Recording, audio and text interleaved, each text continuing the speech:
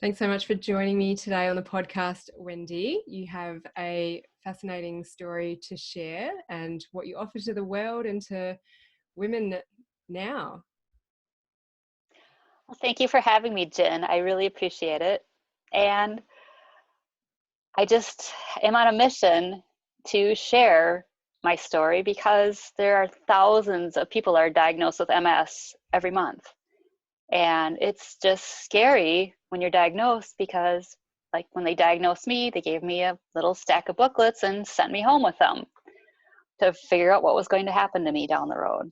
Yeah. So, So can you share with everyone a little bit about where you're from and what it is you do? sure. I am from Northwest Wisconsin in the US. So it's the cold northern part of the country, which is about the worst place for somebody with a chronic illness to try to heal because the cold weather, it gets damp and cold here. So when you have a chronic illness like MS, your myelin is basically gone. So your brain can't communicate with your legs and arms and other areas of your body. So when you get cold, that just exacerbates everything and just makes it worse. And when it's very hot, that's the same effect. You have relapses quicker and longer. And I think just having, living in a moderate temperature zone would be like primo. So Did you ever move? not yet. I still have kids in high school. All right. So you have touched on it. You were diagnosed with MS. Can you talk a little bit more about MS, multiple sclerosis, and your journey with it? Sure. And it started, I was probably 16 or 17. I just noticed odd things happening. And that was probably when the heat started bothering me.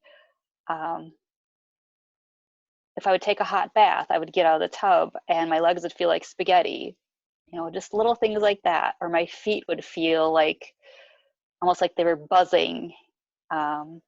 Just odd things would pop up. And I'd mention it, when I go in for my annual sports physical or go to the doctor for something else. And they didn't really think anything of it and just said, well, maybe you're still growing. Was usually the comment.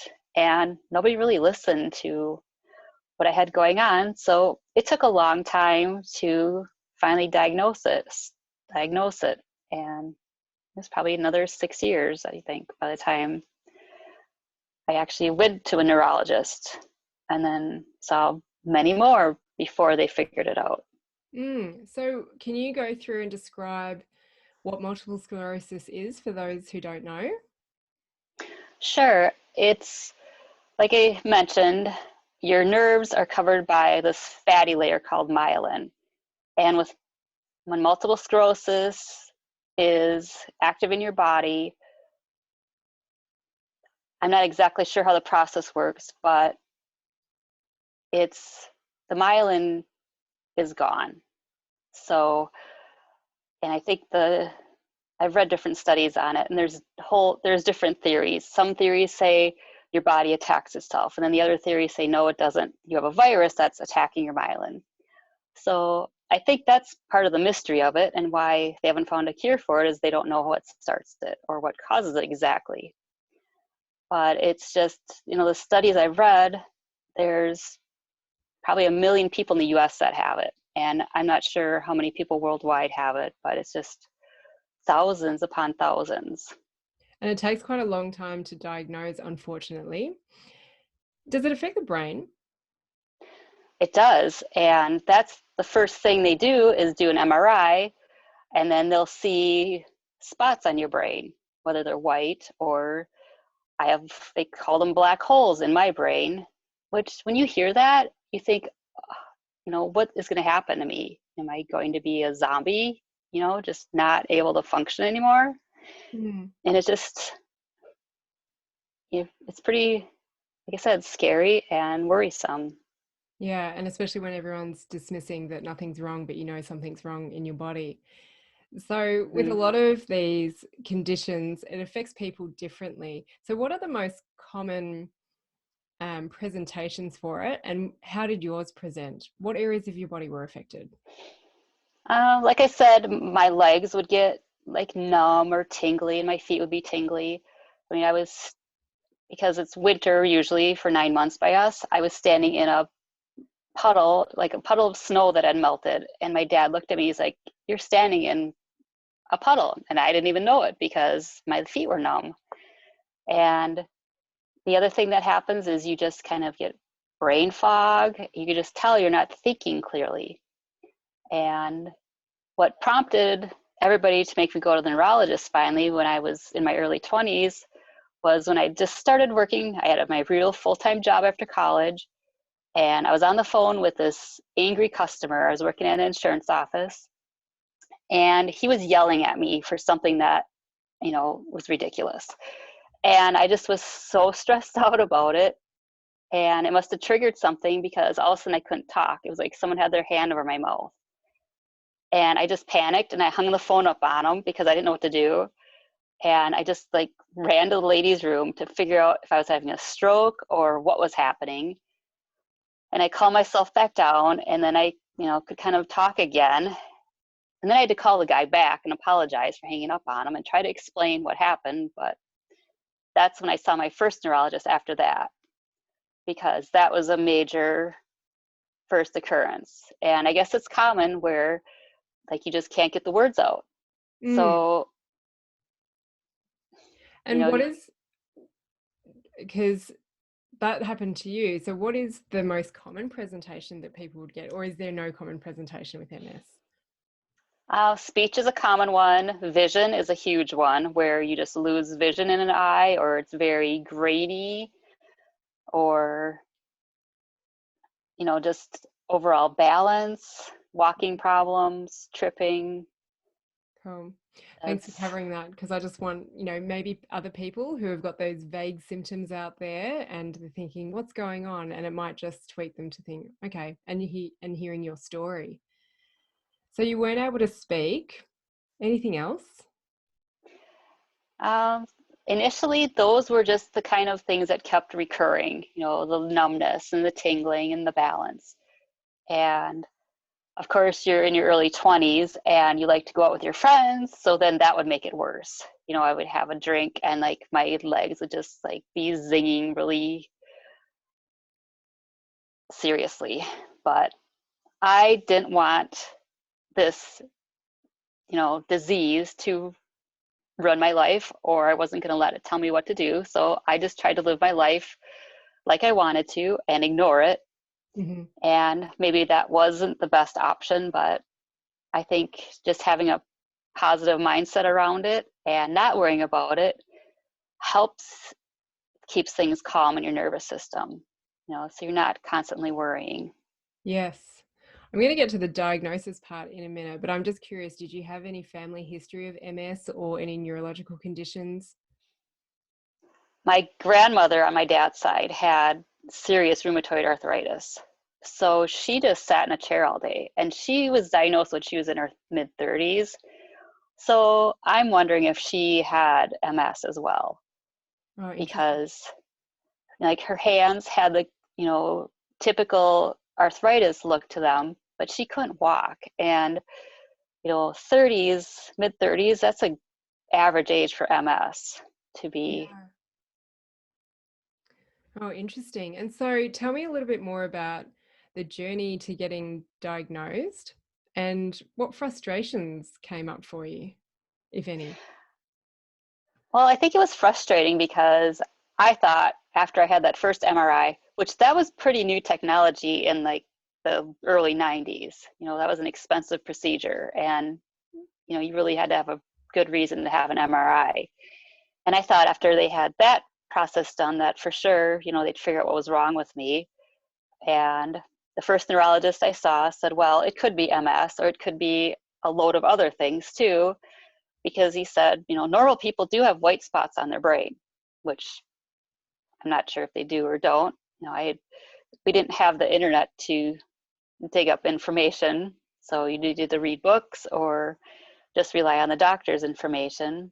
And then I saw, I think, 3 more that were still just inconclusive. And then the fifth one I saw did a spinal tap, except he didn't tell me to go home and lay down. I went back to work and finished out my day. And then it hit me about 7 o'clock that night. I couldn't walk. I had to like crawl for 3 days because my body was just in shock, I think, from that spinal tap. But whatever antibodies presented themselves in that fluid indicated it was MS. So that was when the last doctor that I saw did diagnose me. And what went through your head when you were told that you had MS?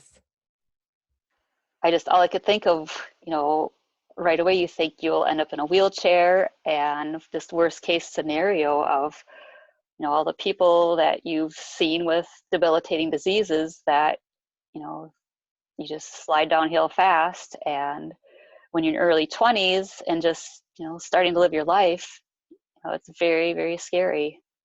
Mm. And I'm always curious, how did they communicate it to you, the specialists? Did they use positive words around it that you could improve? Because from what I understand, you're actually in a pretty good place right now. So how did they describe it to you? They weren't very positive, I don't think. And I think I passed out actually in the office. I mean, I just started getting really dizzy, and it was way too much information that they were giving me. And thankfully, I did find another neurologist in that same big complex about, I think, 2 years later, who was very nice and very down to earth and explained things very nicely and listened to me. I don't know where I'd be if I hadn't had him for a neurologist, because he was, like I said, he talked in a very down to earth tone. Mm-hmm. And if I had questions, he would answer them. I don't know if they were always the proper answer, but looking back. But And did you ever end up in a wheelchair? no, I have avoided the wheelchair. And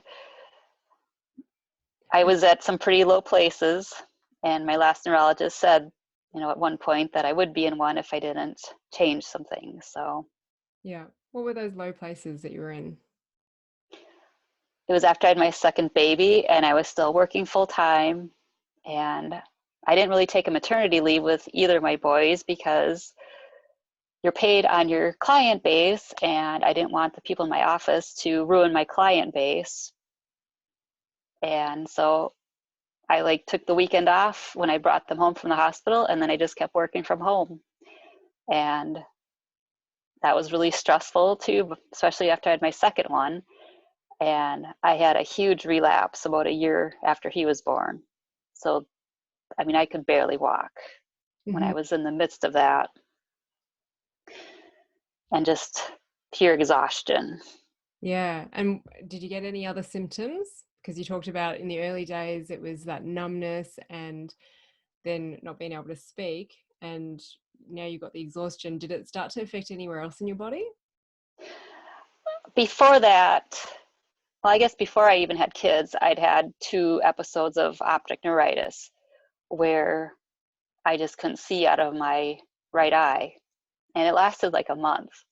And I went to a specialist, and they gave me some steroids, but I still kept driving. I didn't want to, stop living my life. So I'm lucky I didn't have an accident, because I would just shut one eye and just still drive to work. I'm glad you didn't have an accident as well. And so you've got kids. How did having MS and living with MS with kids and in the family dynamic, how did that impact it? I think because I just always wanted to keep working, and I think I just identified with having that career, I didn't want to give that up. So I just kept doing whatever I had to do to keep my job.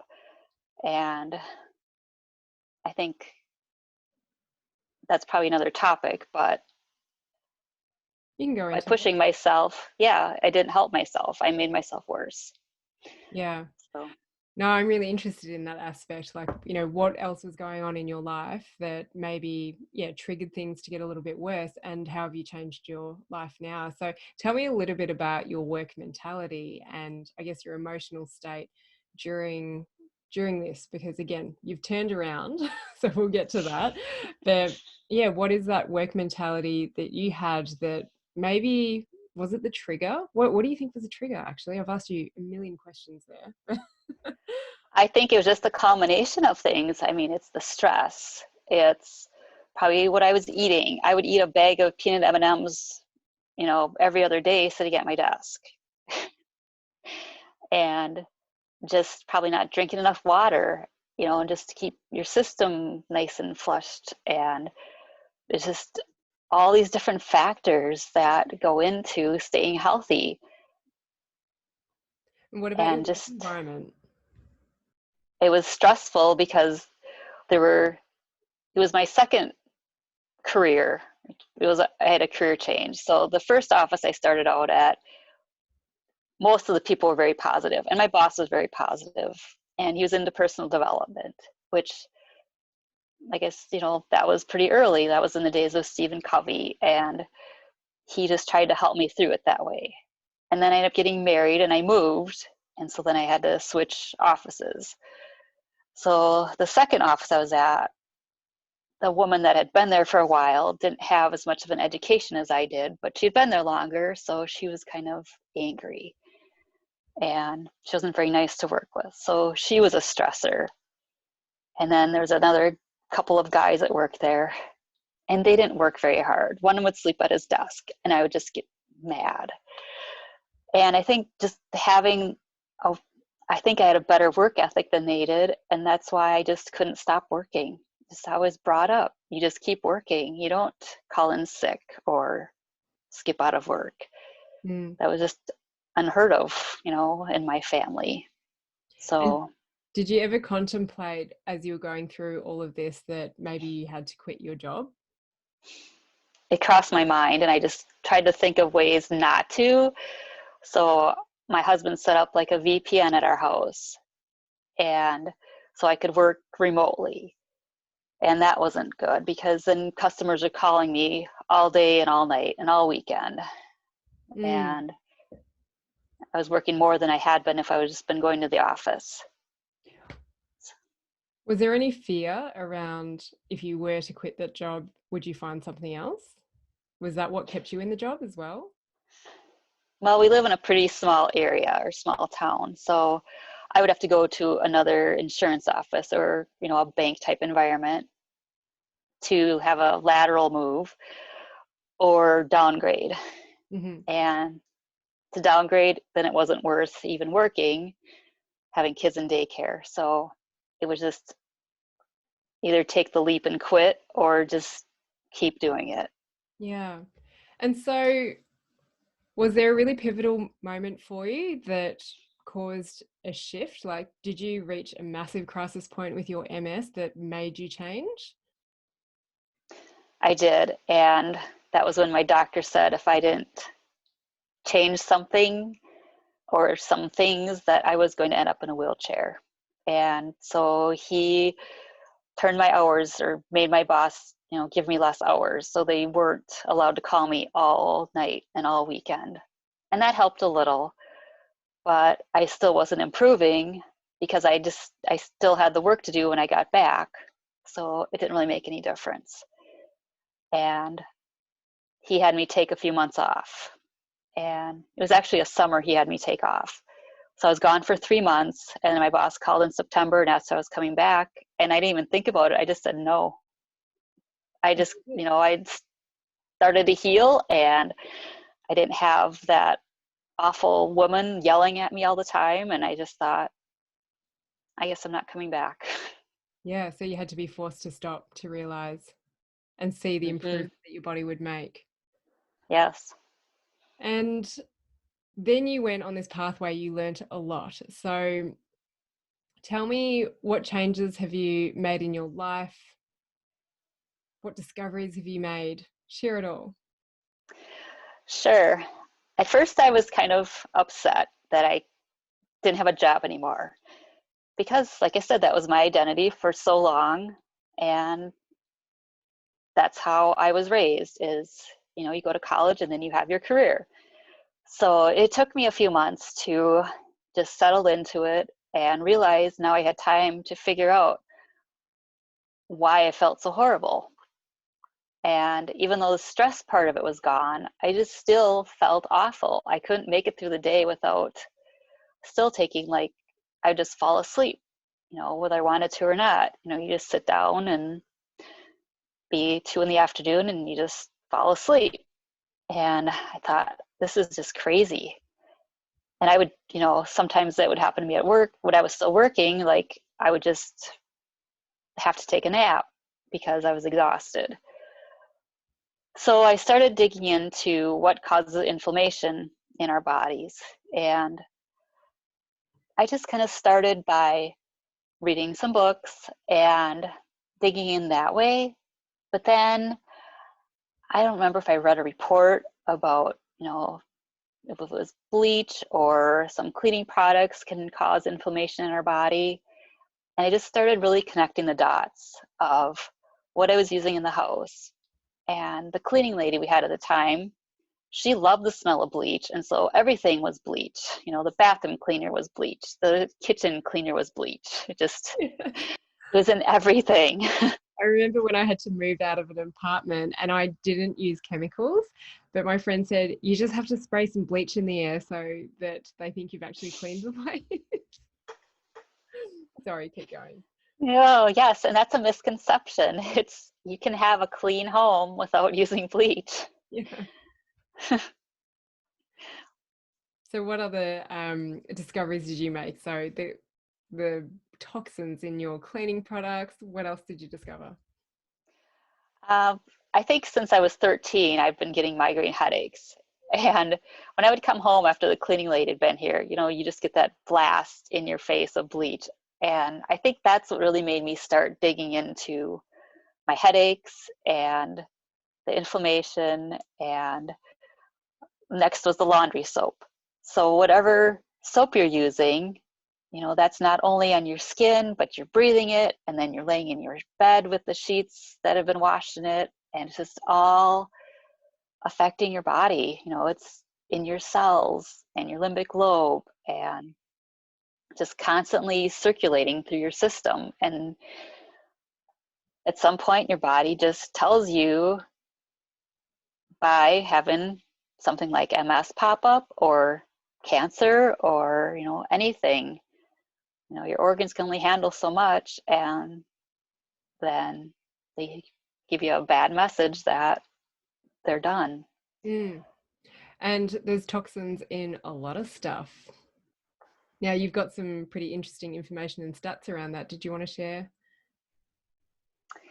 Um, and as far as the synthetics, like even in just America, Yeah. um, you know, we're just so used to in America going to the store like Target or Walmart, or, you know, there's special stores that just sell bath and body products. And I used to go there and just load up, and nobody realizes that they're just full of synthetic chemicals. You know, there's no real ingredients, you know, like essential oils in these products. You know, it's just parabens, or, you know, your apple cinnamon body wash is really just 1,000, you know, ingredient list of synthetic chemicals. And when I was researching it, I found there's like almost 90 or 100,000 synthetic chemicals that have been created since the 1940s here. And nobody's testing them to see how they work with our body or what happens when you combine products, how it reacts with our body. You know, we're all just really kind of an experiment, I think. Mm. So what changes have you made on that side of things to remove toxins from your home? I really spent a lot of time trying different products. And just because it says natural, I found out that really doesn't mean anything here. I mean, it could be, there's really no regulation on what is on a label. And now some of the companies are getting on the bandwagon, and they'll say that, like a laundry soap, is free and clear and dye free and scent free. But if you look at the label, they really don't say what's in it, and they don't have to. That's what's scary. So I have finally discovered, there's probably a giant list of ingredients like chlorine or phthalates or parabens that are just in products. And now they will put a different name on it, or they will, hyphenate it or abbreviate it. So we really don't know. So that's why it's really important to know and trust your source where you're getting your cleaning and household and personal care products. So everything that you use, you know the ingredients that are in there. Yes, they don't have any dyes. They might have colors, which is different because that's a natural coloring. It's not a dye that's going to affect your liver.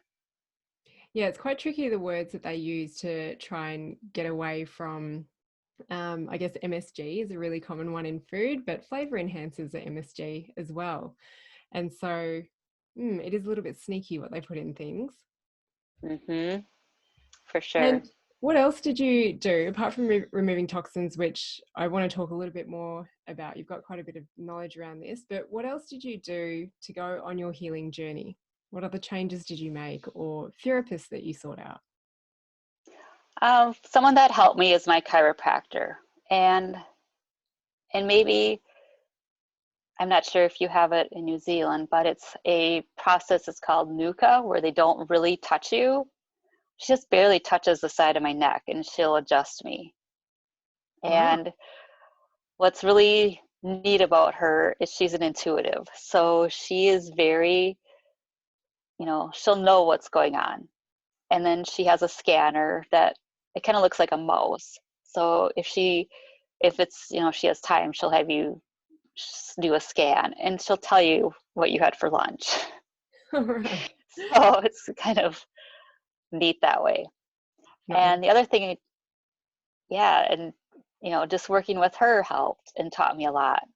And I've read a lot about Dr. Wahls. She has a whole therapy in the States. So I've cut out dairy and sugar and pretty much all gluten, because the wheat in our country isn't like it was, 30, 40 years ago. They've hybridized it so many times. It's sprayed with chemicals. So it's nothing like it used to be. Yeah, I've heard Terry Walsh. She is a real pioneer with MS, and she was a doctor, integrative doctor that had experienced MS, and I think she was wheelchair bound as well. Mm-hmm. And she's quite big on, is it promoting the autoimmune paleo diet? Yeah, and she has a couple different versions of it. She has like an ultimate version where it's, nothing like dairy, sugar, or wheat. Mhm. And so And so, did you follow these dietary changes or her protocols as well? I did. And what's neat is I actually was on a conference with her last fall. So I was able to meet and talk with her and tell her how I was doing and what I've, done for changes. And so that was Right. neat, to meet her. And so, when you decided to make some of these changes, what was the period of time that you started to notice significant improvements? It probably took 3 or 4 months before I noticed something. And it was subtle changes. All of a sudden I just didn't feel as, I don't know if the word is puffy, it's hard to describe, but I think the inflammation was finally starting to diminish a little so I could walk better. Yeah, so 3 or 4 months isn't actually that long. And by this time, how long had you actually had MS for? From the age of 16, and then you were diagnosed in your early 20s. What age was it that you started to make these changes after you quit your job? Um, it was probably 5 years after I quit my job that I did the dietary changes. I started first with the household stuff. So, How old um, were you when you quit your job? Just so I can get this timeline in my head. Because some people might think, I've had it for years. I can't make it. yeah.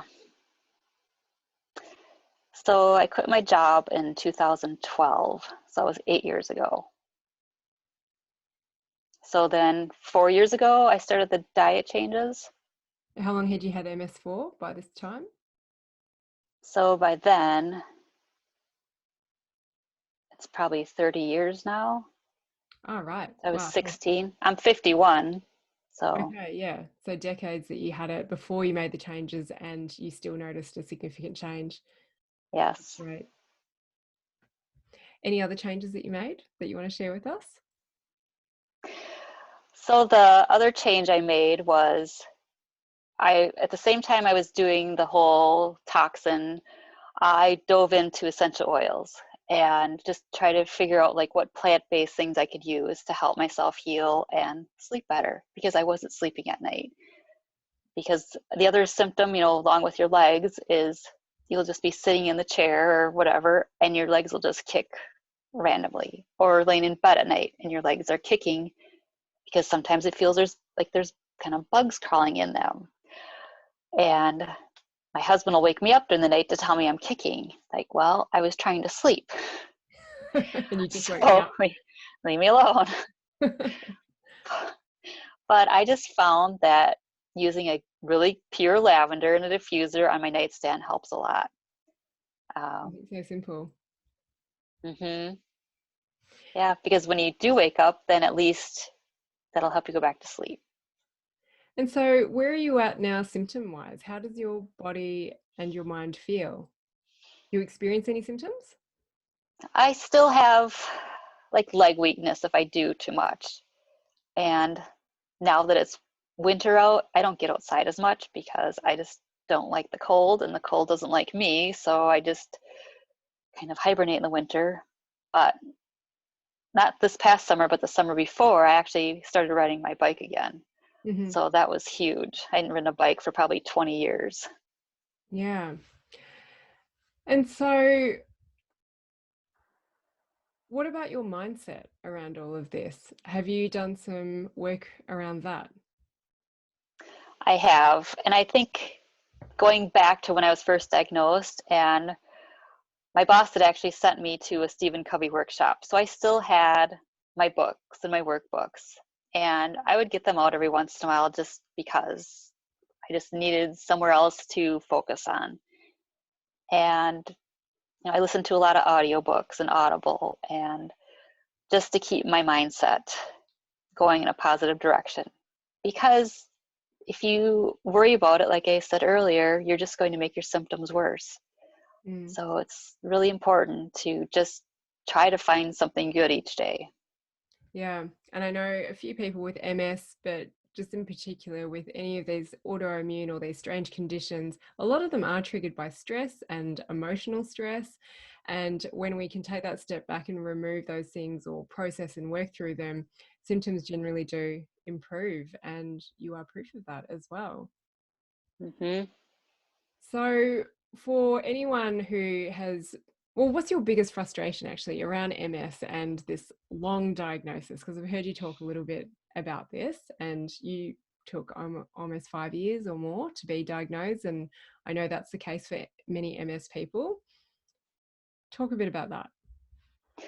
So my biggest frustration is my bladder. And that's been a problem since I was diagnosed, I think. That was my first attack, or my first group of symptoms for my first attack, where at first it was like if I was in a public, like go to a conference for work and there's a line for the bathroom. Well, if I had to wait, then I would get up there and then I couldn't go. So that was fun. Then you go back to your seat and then all of a sudden you have to go like mad and try to get to the bathroom.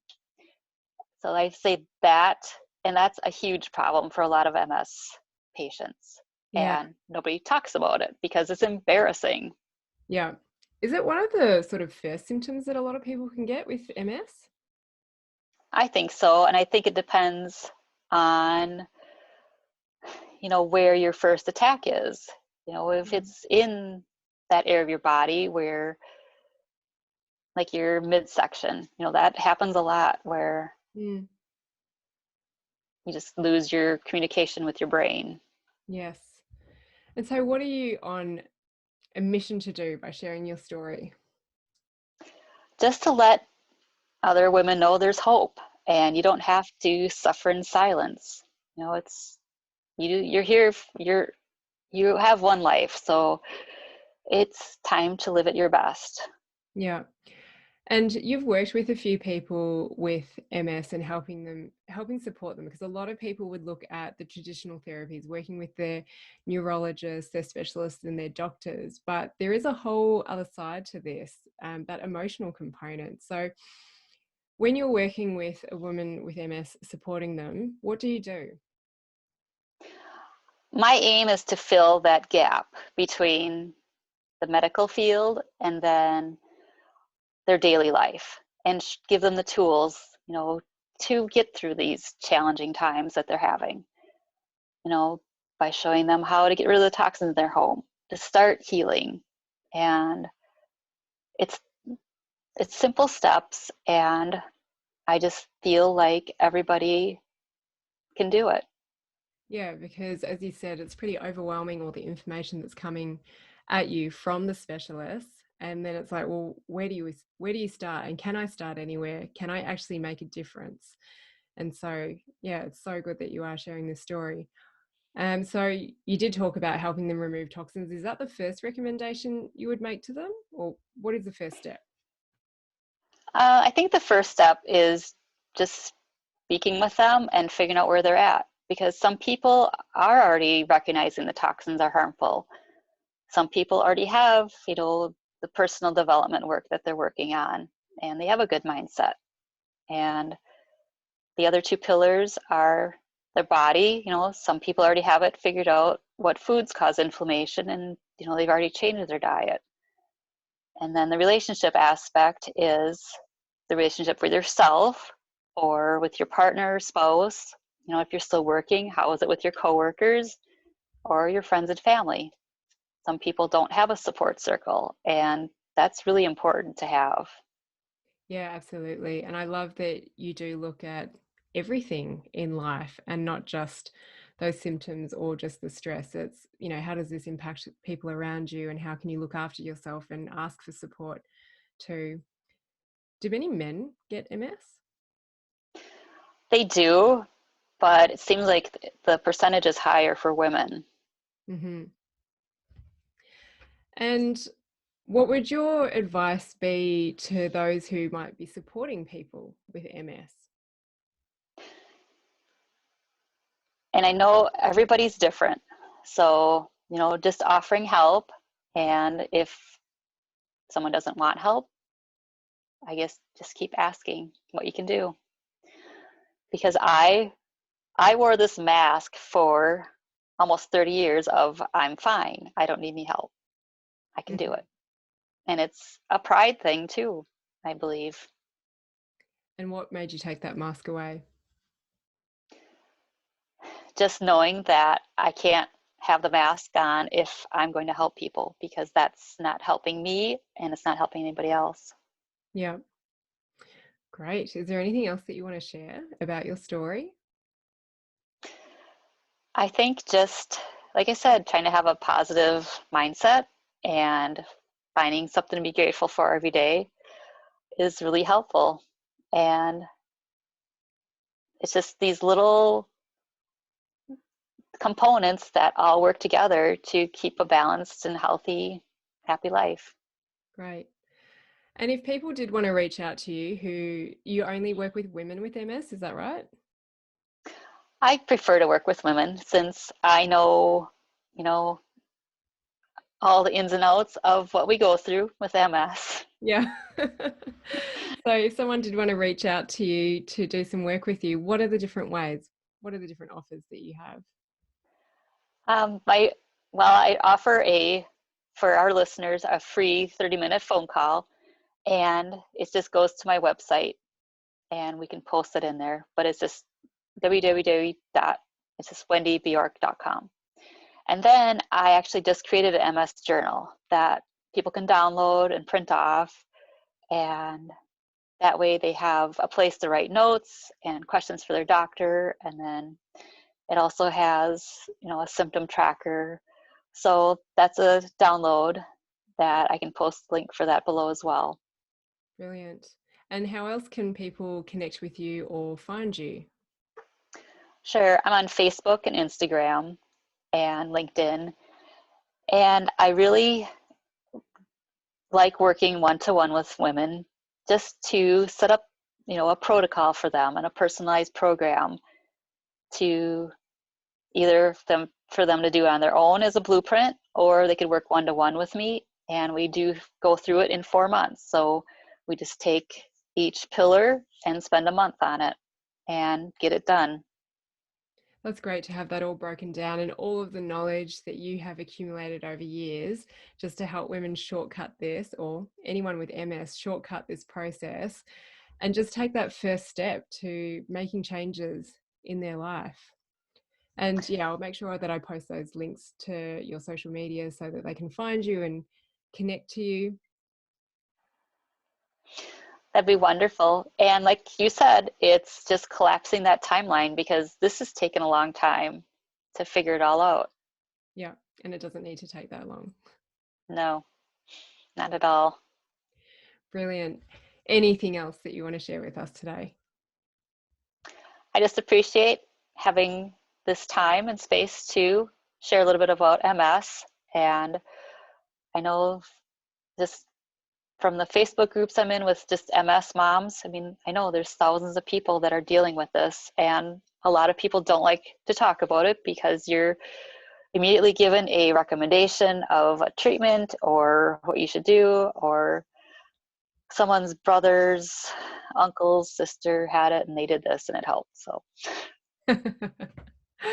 Well, so good that you're offering support to other people experiencing MS, and thanks for sharing your story. It's great to hear that you have, you've gone from a place where it was kind of difficult to actually showing that you can make these changes in your life and you can change how your physical body feels and that you don't need to end up in a wheelchair. So really appreciate you taking this time and being vulnerable and sharing your story for other people to hear and learn from. thank you again. I appreciate it. Thanks, Wendy.